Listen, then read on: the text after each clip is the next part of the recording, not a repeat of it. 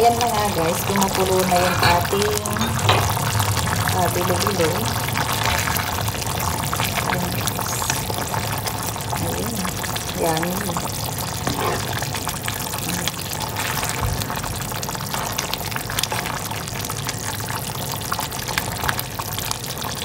Ay, sarap guys. Ayan na guys, luto na.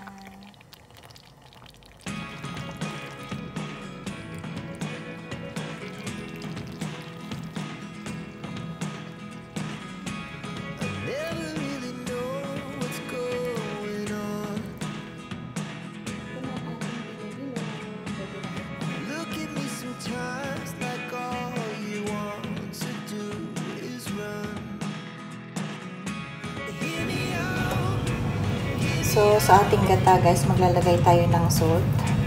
1 tablespoon salt. Gagamit din tayo ng sago guys. White sago ang aking ginamit. At ito yung ating sweet potato. At ang ating bilo-bilo.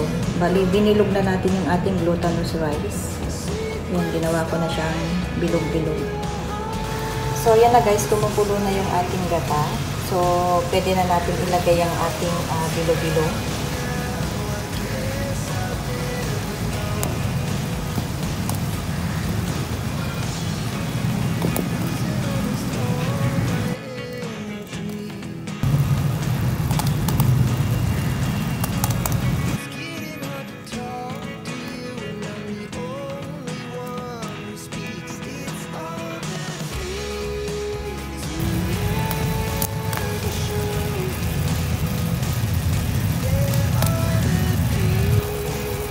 So, after nito guys, pakuluan lang natin yung ating bilo-bilo hanggang sa maluto ito guys. Saka natin ilagay yung ibang ingredients. Hindi ako nakabili ng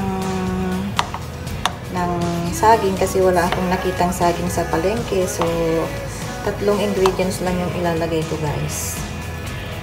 So, ayan, habang kumukulo na siya, pwede ko na rin isunod itong ating kamote guys.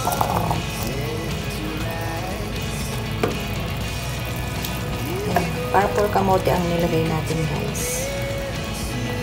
Hintayin natin na kumulo. Takpan natin guys hanggang sa kumulo. At ayan na nga guys, kumukulo na yung ating gata. So, pwede na natin isunod itong ating sago.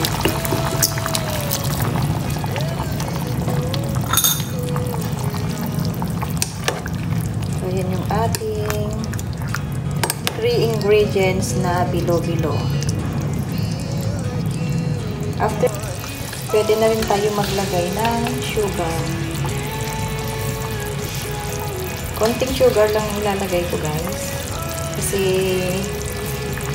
hindi ako mas preferred ako sa sugar na hindi masyadong matamis. So maglalagay lang ako ng 4 tablespoons. Haluin lang natin guys.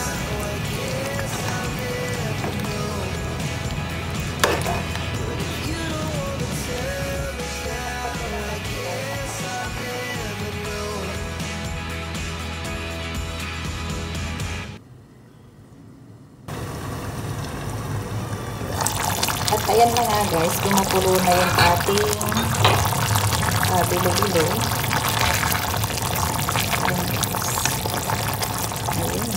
Yummy.